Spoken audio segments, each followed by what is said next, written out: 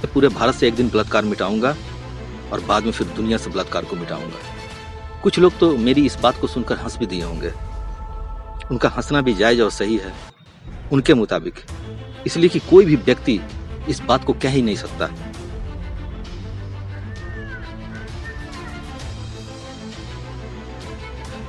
ये बात तो उस तरह से हो गई जैसे कि कोई ये कह दे कि मैं जा रहा हूं और उस पहाड़ को हाथों से उठाकर ले आता हूं आपके पास।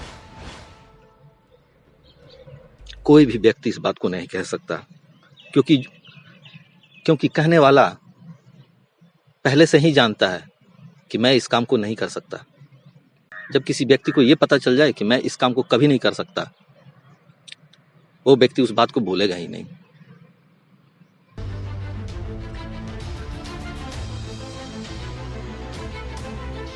मेरे प्यारे भाइयों बहनों, पर मैं आपको एक बात बतला दूं, पहाड़ को हाथों से उठाकर लाना तो दूर, आप किसी भी पहाड़ को महज इशारे से ही इधर से उधर कर सकते हो, दूसरी जगह ला सकते हो। आप अपनी मर्जी से किसी भी बड़े पहाड़ को, चाहे वो हिमालय ही क्यों ना हो, आप उस पहाड़ को कहीं भी ले जाकर प्लांटेशन कर सकते हो। ये इंसानी जीवन के अंदर एक ऐसा सच है जो अभी तो नजर नहीं आ रहा, कई सालों के बाद इंसानी दुनिया में ये भी सच होने वाला है। आप मेरी बातों पर यकीन कर लीजिए।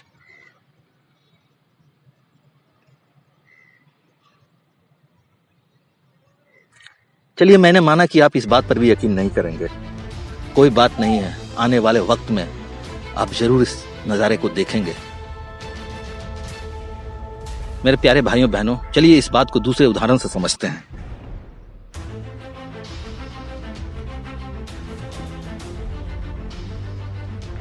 सिर्फ एक अकेला व्यक्ति इस दुनिया में आकर ऐसे ऐसे कामों को कर गया है,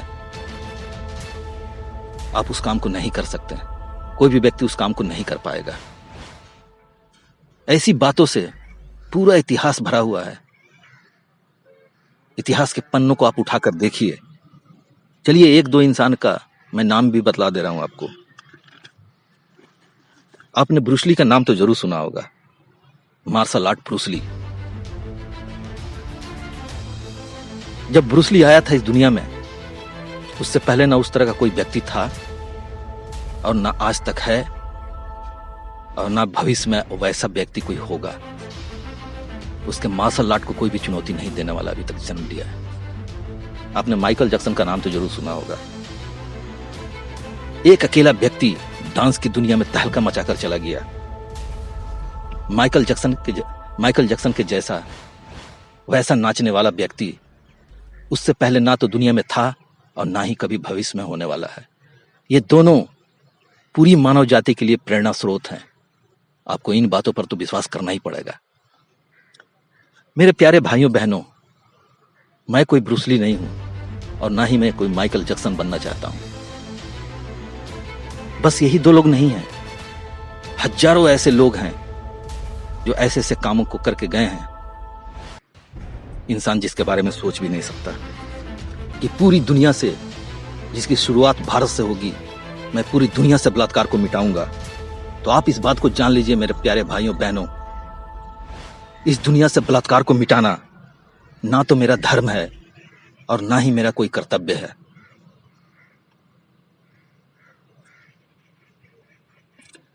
इस धरती से जो बलात्कार को जड़ से मिटाना चाहता है, उसका नाम है सिन्नारिया दू देलुआ। कौन है ये, आप आगे जानेंगे। जी हाँ दोस्तों, उसका नाम है सिन्नारिया दू देलुआ। वही इस धरती से बलात्कार को मिटाना चाहती है और मैं उसके लिए बस एक महज मोहरा हूं।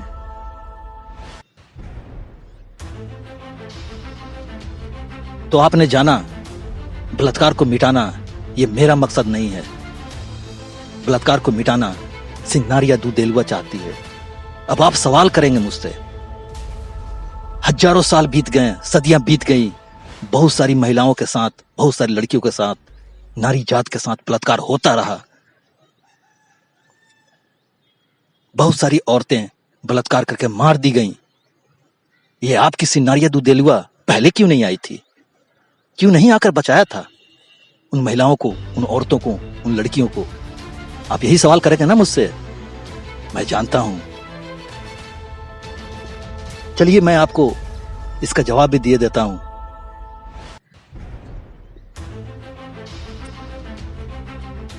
आपके इस सवाल का मैं जवाब बहुत ही सरल भाषा में दूंगा, जिसको आप बहुत ही अच्छी तरह से समझ पाएंगे। वैसे इसका जवाब बहुत ही जटिल है, बहुत ही कॉम्प्लेक्स है, लेकिन मैं आपको इसे बहुत ही सरल भाषा में समझाने जा रहा हूं। आप ध्यान से सुनिए। ये मेरी वीडियो आप YouTube पे देख रहे हो। पूरे वर्ल्ड से, पूरी दुनिया से YouTube के अंदर लाखों करोड़ों वीडियो डली हुई हैं। YouTube पे जितनी भी वीडियो हैं, उन सब का मकसद क्या है? बस एक ही मकसद है, पैसा कमाना। चाहे वो मुद्दा कोई भी हो, आप किसी भी YouTube वीडियो को खोलकर देख लीजिए। जो व्यक्ति, जो चैनल का मालिक है, जब उसकी वीडियो चल रही होती है, वो सबसे पहले आपको दो बात जरूर कहेगा। आप इसे सब्सक्राइब कर लीजिए ताकि आपको नोटिफिकेशन मिल जाए। आप इसे लाइक जरूर कर लीजिए। अगर आप इसे लाइक नहीं करेंगे तो मुझे कैसे पता चलेगा आपकी राय क्या है? मेरे प्यारे भाइयों बहनों, मैं आपको बतला दूं, ये जो वीडियो है, YouTube के अंदर जितनी भी करोड़ों अरबों लाखों वीडियो डली हुई है, उन सभी वीडियो से ये सबसे बेहतरीन वीडियो है।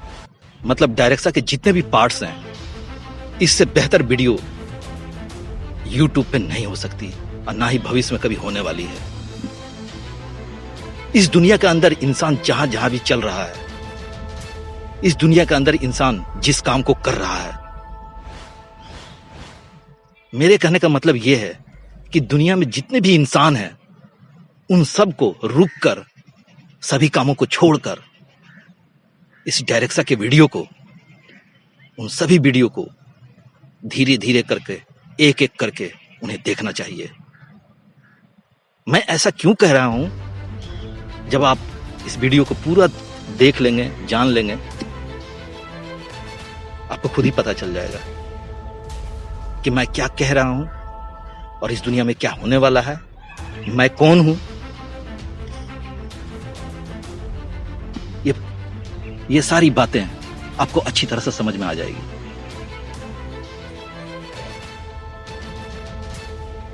मेरे प्यारे भाइयों बहनों, तो जवाब सुन लीजिए। किसी व्यक्ति के बैंक खाते में 10 लाख रुपया हो और वो आदमी घर घर जाकर भीख मांगता फिरे। अबला नारी अपनी आबरू, मेरी कोई रक्षा कर दे, इस बात के लिए भीख मांग रही है। और भीख मांग भी रही है तो किससे? उसी पुरुष जात से। एक बहन अपने भाई के हाथों में राखी बांधती है, एक भाई अपनी बहन से राखी बंधवाता है और दूसरे की बहन को चलती हुई बस में उसकी इज्जत को लूट लेता है। आप निर्भया के दोषियों को देख लीजिए। सारे के सारे फांसी पे चढ़ चुके हैं, मर चुके हैं। क्या उन दोषियों की कोई बहन नहीं थी? जो मर चुके हैं, क्या उन्होंने कभी राखी नहीं बंधवाया होगा? जरूर बंधवाया होगा।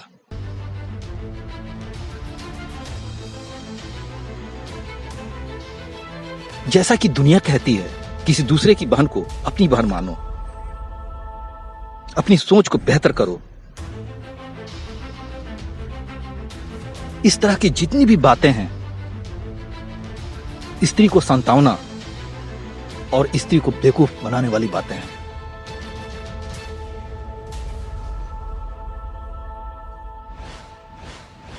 क्या आपको पता है दुनिया की सारी महिलाएं, दुनिया की सारी नारी क्या कहती है पुरुष के बारे में?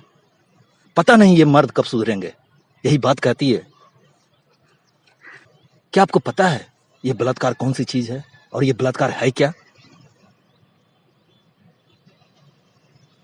मैं आपसे ये कह रहा हूं कि पूरी दुनिया से मैं बलात्कार को नस्तो नाबूद कर दूंगा। लेकिन आइए बलात्कार की एक सच्चाई और आपको मैं बतला दूं। बलात्कार को जड़ से मिटाना तो दूर, बलात्कार को इंसान कंट्रोल भी नहीं कर पाएगा। ना कभी कंट्रोल कर पाया था और ना ही भविष्य में कभी कंट्रोल कर पाएगा। बलात्कार वो चीज है, कोई भी इंसान बलात्कार को जड़ से मिटाने की बात तो सोच भी नहीं सकता। बलात्कार एक ऐसी चीज है जिसको कंट्रोल भी नहीं किया जा सकता। आप देख लीजिए भारत के अंदर क्या हो रहा है। पुलिस डिपार्टमेंट परेशान है, कोर्ट परेशान है, सारे जज परेशान है, नए नए कानूनों का निर्माण हो रहा है, लेकिन हो क्या रहा है? बलात्कार और ज्यादा होता है, बलात्कार और ज्यादा बढ़ते जा रहा है, कोई कंट्रोलिंग नहीं है।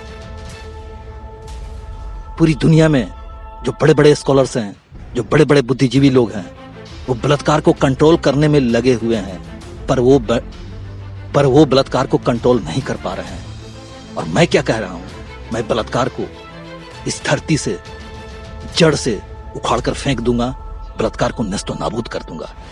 और यह सच भी है, और मैं ऐसा करूंगा भी, और आप अपनी आंखों से देखिएगा।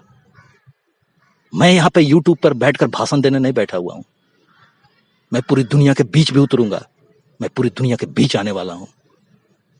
फिर आप नजारा देखेंगे, चप्पे चप्पे से, गली गली से एक बाप जो अपनी बेटी को लेकर सोता है, वो भी उसके साथ बलात्कार कर रहा है, आपको पता नहीं है। देख लीजिए इस वीडियो को, एक बाप किस तरह से अपनी बेटी को बलात्कार किया है और किस तरह से सीना ठोक कर कह रहा है कि हाँ, मैंने अपनी बेटी को बलात्कार किया, आपको जो करना है कर लो। आप कैसे रोकेंगे? जब एक बाप अपनी बेटी को सांस सुलाएगा, आप क्या कहेंगे जाकर? क्या वहां जाकर पुलिस खड़ा रहेगी कि ये तुम्हारी बेटी है, हटो? तुम अपनी बेटी को साथ लेकर नहीं सो सकते? क्या वहां पुलिस खड़ा होकर पहरेदारी करेगी? जी नहीं मेरे भाइयों और बहनों, इस तरह के बलात्कार को भी मैं जड़ से नष्ट नाबूद कर दूंगा। एक मासूम लड़की को 4 लोग मिलकर बलात्कार करने ही वाले थे कि एक पंजाबी व्यक्ति उस मासूम बच्ची को बलात्कार होने से बचा लिया था। यह घटना पंजाब की है। जिस दिन यह घटना हुई थी, उसी दिन पंजाब के अंदर में 745 बच्चियों का बलात्कार हो चुका था। पर वो मसीहा पंजाबी व्यक्ति उन 745 बच्चियों को बलात्कार होने से ना तो बचा पाया, ना ही रोक पाया। लेकिन वो व्यक्ति फिर भी मसीहा है, एक महान व्यक्ति है मेरी नजर में। आपकी नजर में वो क्या है मैं नहीं जानता। कोई मासूम लड़की सुनसान सड़क से जा रही हो और आगे जाकर इस बात का होना तय है कि उसका बलात्कार होगा और बलात्कार के बाद फिर उसकी हत्या हो जाएगी। अगर ये घटना होने वाली है, घटने वाली है, फिर जब कुछ लोग उस लड़की के साथ छेड़खानी करेंगे, लड़की जोर जोर से चिल्लाएगी, ठीक उसी वक्त पे अगर आप वहां पहुंच जाते हो और बलात्कार होने से उस लड़की को आप बचा लेते हो, तो पता है आपने क्या किया उसके साथ? किसी भी लड़की को बलात्कार से बचा लेना किसी भी व्यक्ति का ना तो कोई धर्म है और ना ही कोई कर्तव्य है। जैसा कि सिन्नारिया दुदेलुआ कहती है, आपने उस लड़की को बचा लिया, यह कोई महान काम भी नहीं था, लेकिन आपको इससे बेनिफिट क्या हुआ? इसका बेनिफिट है, चलिए मैं आपको बतलाता हूं आपको इससे बेनिफिट क्या होगा। एक लड़की जिसका बलात्कार होने वाला था और आप वहां पहुंचकर उस लड़की को बलात्कार होने से, उसकी हत्या होने से अगर आप बचा लेते हो, तो आपकी उम्र 108 मिनट बढ़ जाएगी।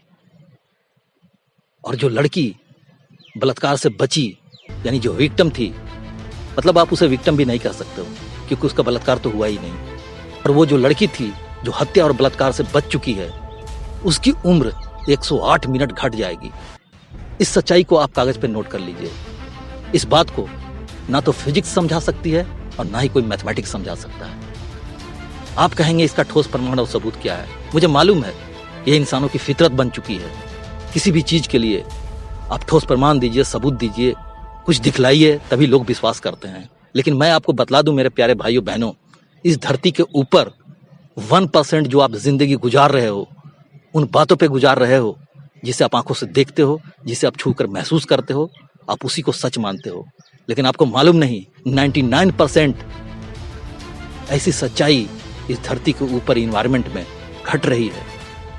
ऐसी ऐसी सच्चाई है जिनको आपकी आंखें नहीं देख सकती, आपका दिमाग उसके बारे में सोच भी नहीं सकता, पर वो हो रहा है। अब रही बात, आप अगर किसी लड़की को बलात्कार से बचा लोगे तो आपकी उम्र 108 मिनट बढ़ जाएगी। इस बात का मेरे पास ठोस प्रमाण और सबूत भी है। लेकिन मैं आपको ठोस प्रमाण और सबूत क्यों दूं? अगर दे भी दूं तो मेरा वक्त बर्बाद जाएगा। अगर आप विश्वास नहीं करते हो तो कोई दिक्कत की बात नहीं है। एक लड़की को बलात्कार से बचा लेना अगर आप अपना फर्ज समझते हो, आप अपनी ड्यूटी समझते हो, तो कोई बात नहीं है, यही सही जो आप कह रहे हो। लेकिन अगर आप ऐसा सोचते रहोगे तो इस दुनिया में इंसानों के बीच कोई भी बदलाव होने वाला नहीं है। मेरे प्यारे भाइयों और बहनों, जिस जगह पर मैं बैठा हुआ हूं, ठीक मेरे बगल में ही एक इंसान मरा हुआ है जो मिट्टी में दफन है। मेरे कहने का मतलब यह है कि ठीक एक कब्र के पास ही मैं बैठा हुआ हूं। आज से 3 साल पहले की बात है। एक बहुत ही ईमानदार आदमी, उसकी मौत हो गई थी और उसे इस जगह पे दफना दिया गया है। बड़ी ही ईमानदार था और सच्चा इंसान था। जब वो जिंदा था वो मुझे बहुत ही मानता था। जिस जगह पर मेरा घर है, मेरे घर के ठीक सामने में थोड़ी ऊंचाई पे दाहिने साइड में मुस्लिमों का कब्रिस्तान है। मेरे प्यारे हिंदू भाई, उनका ऐसा मानना है कि श्मशान घाट पे या श्मशान घाट के अंदर या कब्रिस्तान के अंदर कोई भी व्यक्ति बैठकर झूठ नहीं बोलता।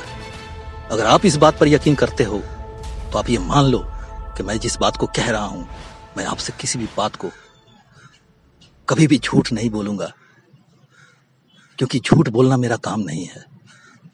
मेरे पास झूठ बोलने के लिए कोई मकसद भी नहीं है। ना तो मुझे पैसा कमाना है झूठ बोलकर। आपको पता ही नहीं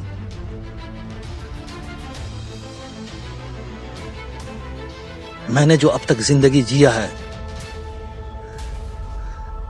मेरी जिंदगी को धन दौलत और पैसा से कोई वास्ता ही नहीं रहा। अपनी पूरी जिंदगी बस इस बात को समझने में मैं लगा दिया कि मैं पैदा क्यों हुआ हूं और मुझे यहां पर आकर करना क्या है। कुछ लोग कहते थे कुछ काम करो, कुछ पैसा कमाओ।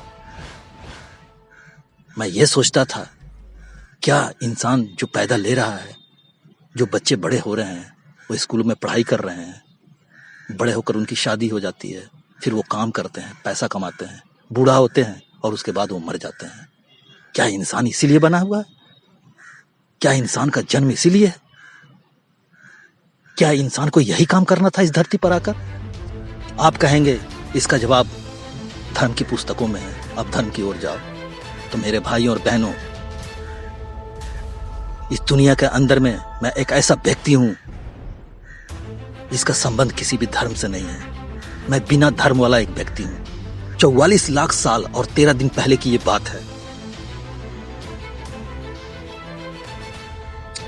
पंछी, इंसान, जानवर, ये सारे के सारे एक ही साथ रहते थे और उस क्षेत्र का नाम था ओजो। मेरे कहने का मतलब, वो जो सभ्यता थी, उस सभ्यता का नाम था ओजो। ओजो सभ्यता थी। उस वक्त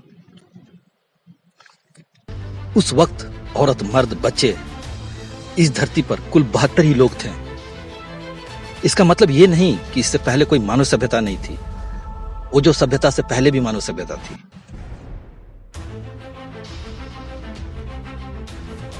जहरीले सांप, पंछी, जानवर, शेर, हाथी, इंसान, ये सारे के सारे एक ही साथ उठते बैठते थे और रहते थे। किसी को किसी से डर नहीं था।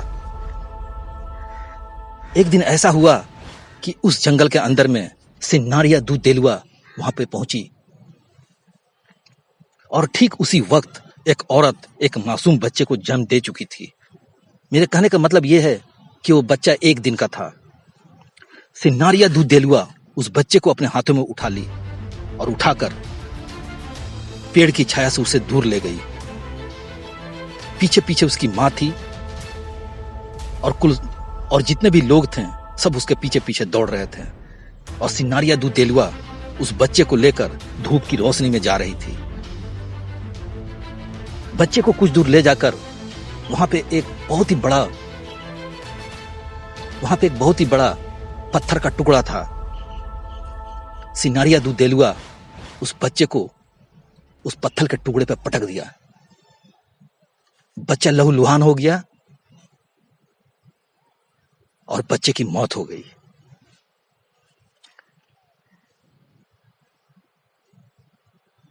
उसकी मां और जितने भी लोग वहां पे इस नजारे को देखे थे, सारे लोग गुस्से में आ गए और सिनारिया दू देलुआ को जान से मारने के लिए उस पर प्रहार किए।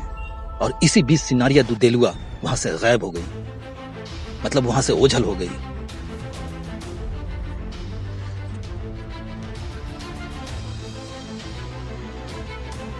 सिनारिया के गायब होने के बाद 3 दिन तक अपने बच्चे को गोद में लेकर वो मां रोती रही, बिलखती रही।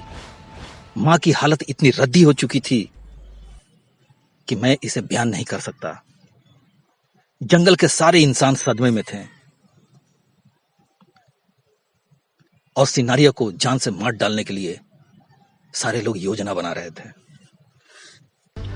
लेकिन 3 दिन के बाद यानी चौथे दिन सिनारिया दोबारा उनके पास आई, उन इंसानों के बीच पहुंची। सारे के सारे लोग डांस करने लगे थे, नाचने लगे थे। जिसका बच्चा था उसका नाम था, यानी उस औरत का नाम था लुबा, उसका लुबा नाम था। वो भी अपने बच्चे को छोड़कर जोरदार तरीके से डांस पे डांस किए जा रही थी। सारे के सारे लोग डांस कर रहे थे। कुछ देर डांस करने के बाद फिर सारे लोग शांत हो गए। अब आप यहां पे ध्यान से सुनिएगा। जितने भी लोग थे, सिनारिया ने उनसे क्या कहा। वो ये बोली कि जितने भी इंसान हो, सारे के सारे उस पत्थर के पास आकर खड़े हो जाओ और अपने आगे उस बच्चे को नीचे रख दो। सबने ऐसा ही किया। सिनारिया दू देलुआ ने उस मां से कहा, चलो उस बच्चे को पहली अवस्था में जैसा वो पहले था वैसा करो। मां कहने लगी, मैं ये काम कैसे करूं? सिनारिया ने कहा, उधर देखो, बच्चे के पास कुछ है, उसे ध्यान से देखो। तुम्हारे शरीर के आगे जो है वो तुम्हें छोड़कर कभी नहीं जा सकती। तुम्हारा मिटना और मिटाना तुम्हारे सामने जो है वो इस बात को पसंद नहीं करती है। इसका उपयोग करो और बच्चे को पहले जैसा बना दो। बस यहीं पे बादल आ चुका था और दिन हल्के हल्के अंधेरे में बदल चुका था। फिर कुछ देर के बाद बादल छट गया और धूप निकल आई। धूप निकलते ही जो लुबा थी, जो उस बच्चे की मां थी, सिनारिया की बात को वो समझ गई और जैसा सिनारिया कही थी, जैसा वो बतला रही थी, उसने वैसा ही किया और अपने बच्चे को जीवित कर ली और उसे गोद में उठाकर उसे दूध पिलाने लगी। ये जो लुबा थी, उस बच्चे की मां, पूरी तरह से नग्न थी। कपड़ा भी पहना जाता है, वो इस बात को जानती तक नहीं थी।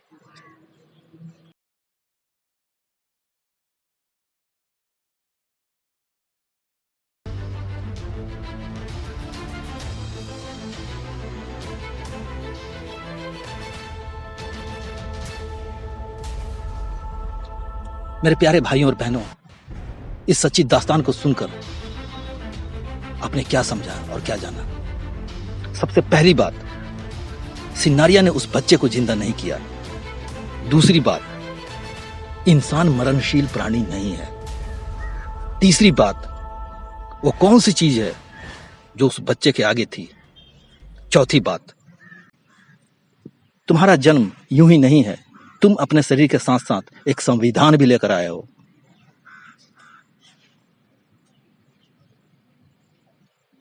जो तुम्हारे शरीर का रक्षा करता है। प्रत्येक राष्ट्र में जो संविधान पड़े हुए हैं, इंसान को गोली से, फांसी से मार डालने के लिए, उन्हें सजा देने के लिए, इंसान को नियंत्रण में रखने के लिए इनका निर्माण हुआ है। ये सारे के सारे संविधान मनुष्य द्वारा निर्मित हैं और ये नकली हैं। आप कहेंगे तो फिर असली संविधान है कहां? असली संविधान प्रत्येक मनुष्य, प्रत्येक जीव जंतु और जो निर्जीव है उसके साथ साथ ही रहता है।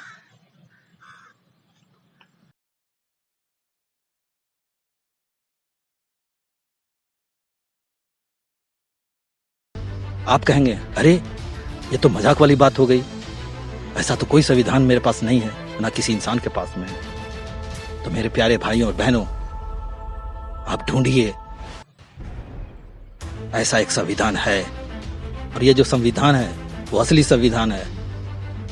और इस संविधान को एक चीज कभी भी पसंद नहीं है। पता है इसे क्या पसंद नहीं है? आपकी मौत। इंसान जो इस धरती पे मर रहा है, आपके संविधान को यह बात पसंद नहीं है। सिनारिया दू देलुआ ओजो सभ्यता वालों को उसके असली संविधान को पढ़ना सिखलाया, समझना सिखलाया और सिखलाकर वो चली गई।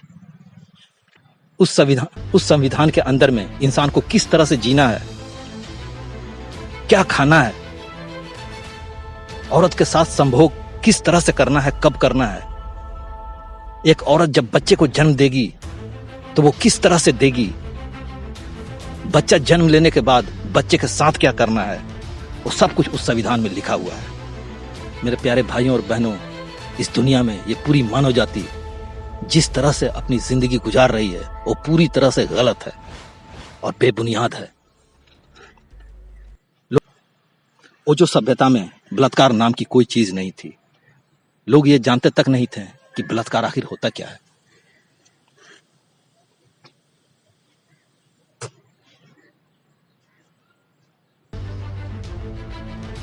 मेरे प्यारे भाइयों और बहनों, क्या आप जानना चाहेंगे वो जो सभ्यता थी आज वो कहां है? तो लीजिए, जान लीजिए, आज उसका नाम भारत है। भारत से पहले प्रत्येक 1000 साल के बाद और ओजो सभ्यता के बीच में अनेकों नाम बदलते रहे हैं। नाम बदलते बदलते ये आज भारत बन चुका है।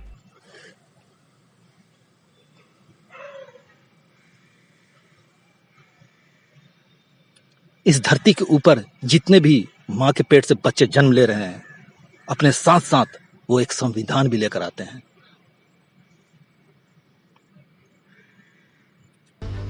क्या आप जानना चाहेंगे उस संविधान का नाम क्या है?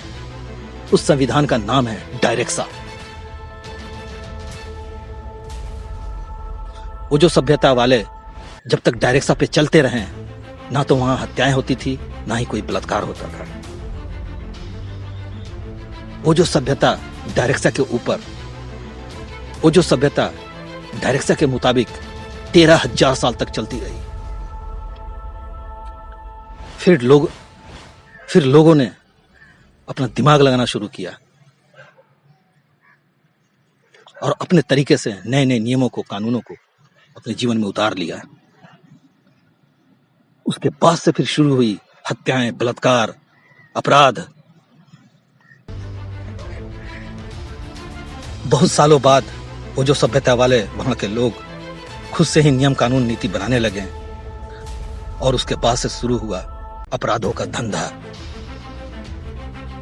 जो आज तक पूरी दुनिया में चल रहा है। सिनारिया दू देलुआ आपको सब कुछ दे चुकी है, बस आपको उस पर चलना है। बस इसी बात को याद दिलाने मानव के बीच हर बार आती रही है और इस बार भी आ चुकी है और यह भारत की भूमि पर है। क्या यह भारत के लिए सौभाग्य की बात नहीं है? आपकी मां आपको जीने के लिए आपके बैंक खाते में 1 करोड़ रुपया दे दे, इसके बाद भी आप लोगों से हाथ फैलाते रहिए, लोगों से भीख मांगते रहिए। क्या यह शर्म की बात नहीं है? सिनारिया दू देलुआ इंसानों को कुछ देने के लिए नहीं आई है, जीने के लिए। आपको यह संविधान, दिमाग के अंदर बुद्धि, जन्म से पहले ही ये आपको धन दौलत से नवाज चुकी है। जन्म से पहले ही ये धन दौलत आपको दे चुकी है। लेकिन यहाँ के लोग भगवान, ईश्वर, अल्लाह के पास जाकर हाथ फैला रहे हैं। कोई दौलत मांग रहा है, कोई पुत्र मांग रहा है।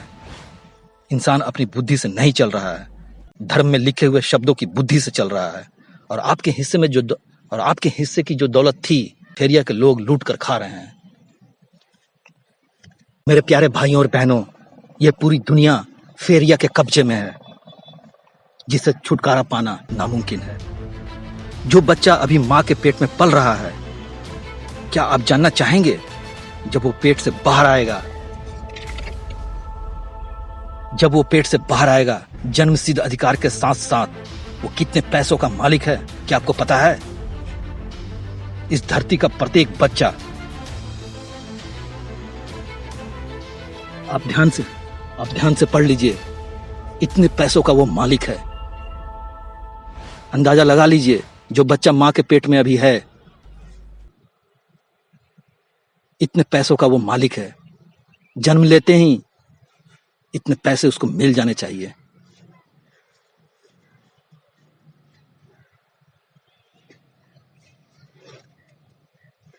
मेरे प्यारे भाइयों और बहनों, इंसान का जन्म काम करने के लिए नहीं हुआ है, और ना ही पूजा पाठ और इबादत करने के लिए है। जाकर ढूंढिए अपने हिस्से के पैसे को। वो कौन है जो आपके सारे धन को लूट कर बैठा हुआ है? धर्म की पुस्तकों में लिखा हुआ है, किसी को मदद करो, पुण्य है। गरीबों को दान दक्षिणा दो, फितरा दो। क्या आपको पता है मदद करने का अर्थ क्या होता है? मदद लेने वाला, क्या आपको पता है मदद लेने का अर्थ क्या होता है? इसका मतलब यह हुआ कि मदद लेने वाले के साथ अन्याय हुआ है, तभी तो वो मदद के लिए तलबगार है। उसके हक अधिकार को लूट लिया गया है।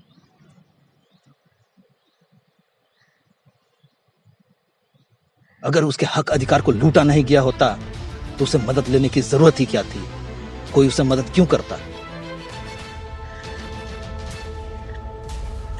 जो लोग मेहनत करके अमीर बने हुए हैं, धोखा तो उनके साथ भी हुआ है।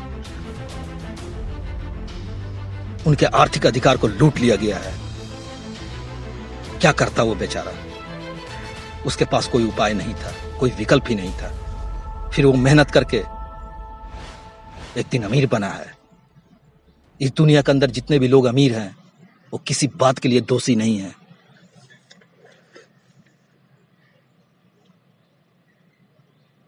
जन्म लेने के बाद उसको उसके अधिकार से वंचित रखा गया। उसे इतना पैसा नहीं मिला तो वो करता भी क्या? फिर उसको मेहनत करनी पड़ी, उसको दिमाग लगाना पड़ा। मेहनत और दिमाग के बल पर कोई भी व्यक्ति इस दुनिया में आज अमीर बना है। नाइंसाफी तो उसके साथ भी हुई है। भारत में मुसलमान कहता है मेरा अल्लाह सच्चा है। भारत में मुसलमान कहता है मेरा अल्लाह सच्चा और अच्छा है। हिंदू कहते हैं राम भगवान से बेहतर कोई नहीं है। मुसलमान कहता है मस्जिद बनेगा, हिंदू कहता है मंदिर बनेगा।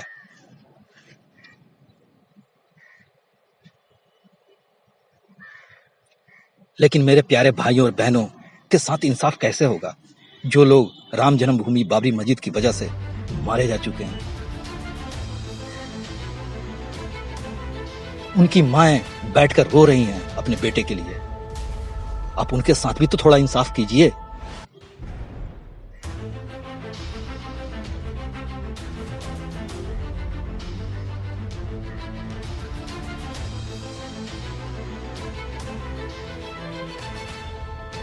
वो लोग जो मंदिर मस्जिद के लिए मर चुके हैं, उन्हें तो अब कोई मंदिर या उन्हें तो अब कोई मस्जिद नहीं चाहिए।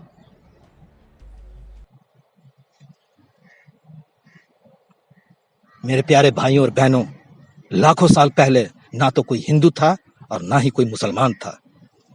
वो जो सभ्यता में एक ही घाट पर बच्चे, बूढ़े, जवान, औरत, मर्द, पंछी, जानवर, कुत्ते, भेड़िया, सारे लोग एक ही घाट पर आकर पानी पीते थे।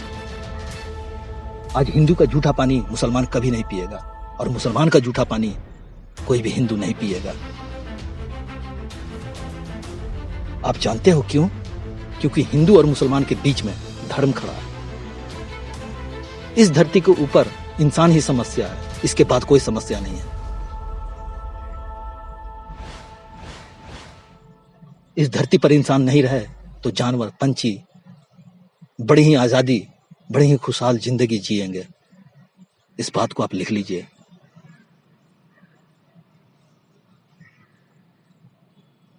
जानवर और पंछी, जंगलों के अंदर में जानवर और पंछी अपनी जिंदगी गुजार रहे हैं।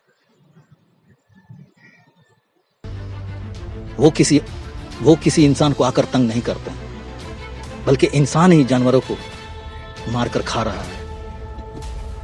मेरे प्यारे भाइयों और बहनों, मैं अपनी बात यहीं पे खत्म करता हूं, इसलिए कि बारिश शुरू होने वाली है। मेरी अगली वीडियो का आप इंतजार कीजिए।